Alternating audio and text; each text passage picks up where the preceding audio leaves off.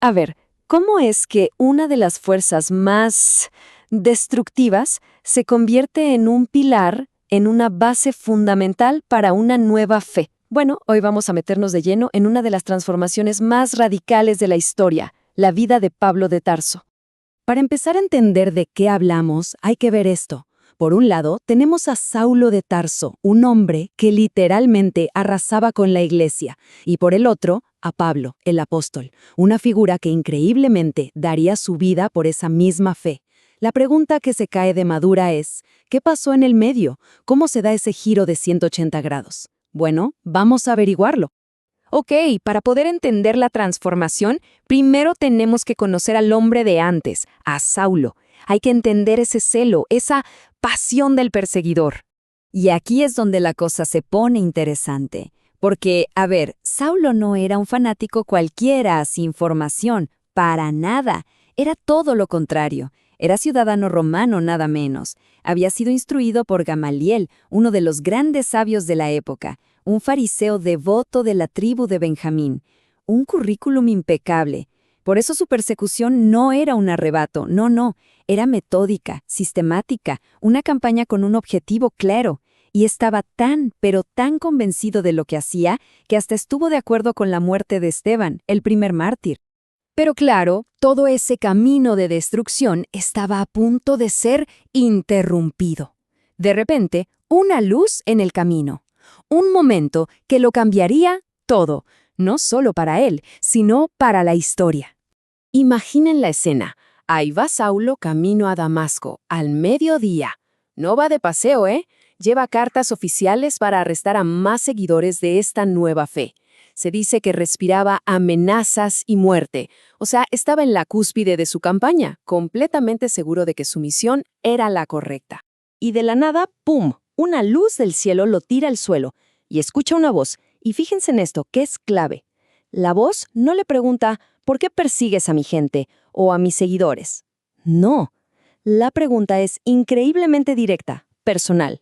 Saulo, Saulo, ¿por qué me persigues? En ese preciso instante, la guerra de Saulo contra la iglesia se vuelve un cara a cara con el mismísimo Jesús.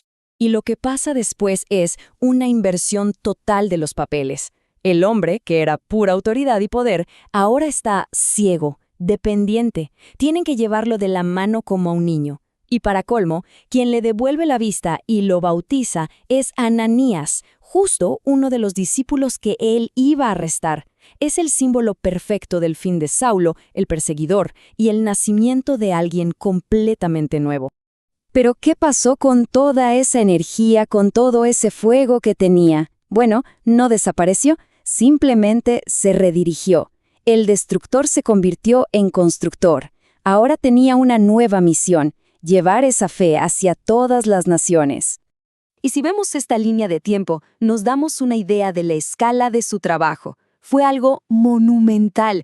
Y ojo, no eran viajes de placer. En cada uno de ellos se encontró con una oposición brutal. Lo apedrearon, lo azotaron, terminó en la cárcel. De todo. Todo ese celo que antes usaba para destruir, ahora se había transformado en una resistencia, una tenacidad increíble por su nueva causa. Ahora, es importante aclarar que no hizo todo esto solo, ¿eh? Su ministerio fue en realidad una red de gente que colaboraba con él. Bernabé, Silas, Timoteo. Pero claro, esto no quiere decir que todo fuera perfecto.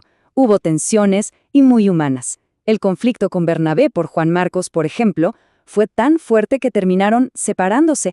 Y esto es un gran recordatorio de que, más allá de la misión divina, al final del día eran personas de carne y hueso, con sus problemas y desacuerdos.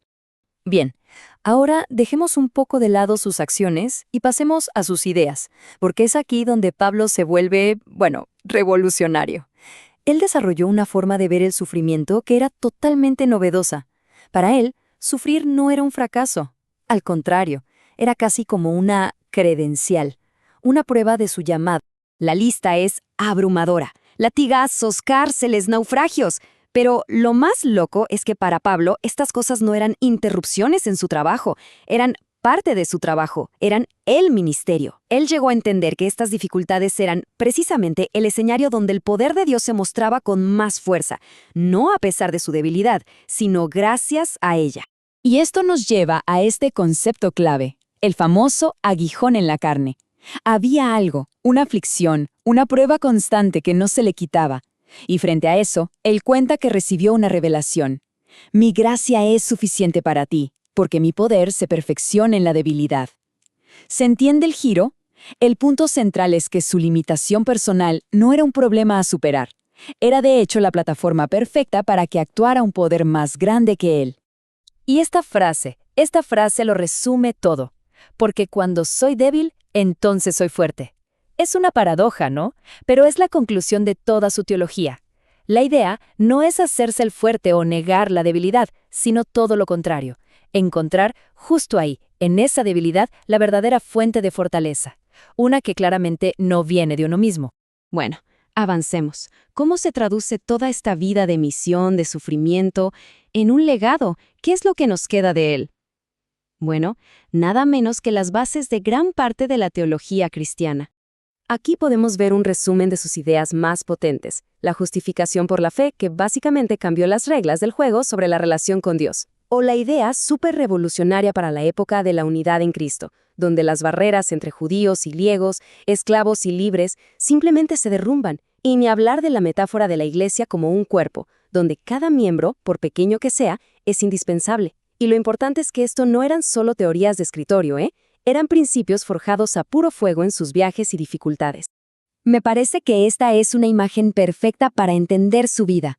Ese fuego inicial, esa energía destructiva que lo llevaba a asolar la Iglesia, no se apagó, se transformó, se redirigió, se convirtió en una llama que, en lugar de consumir y destruir, empezó a iluminar y a dar esperanza. Una llama que se extendió por todo el mundo de aquel entonces. Y ya casi al final de su vida, esta es la forma en que él mismo resume todo. Fíjense que no habla de cuántas iglesias fundó o de sus éxitos. Habla de perseverancia. He peleado la buena batalla. He acabado la carrera. He guardado la fe. Es la declaración de alguien que siente que cumplió con su misión, hasta el último aliento. Una vida que, paradójicamente, encontró su mayor propósito justo en el momento en que lo perdió todo para empezar de nuevo. Y así, la historia de Pablo nos deja con esta pregunta, ¿no? Una pregunta que resuena hasta hoy. Porque más allá del personaje histórico, nos hace pensar en ese potencial de transformación que, quizá, existe en todas partes, incluso en las fuerzas que parecen más vehementes, más destructivas. ¿Cómo es que algo así puede convertirse en una llama de cambio?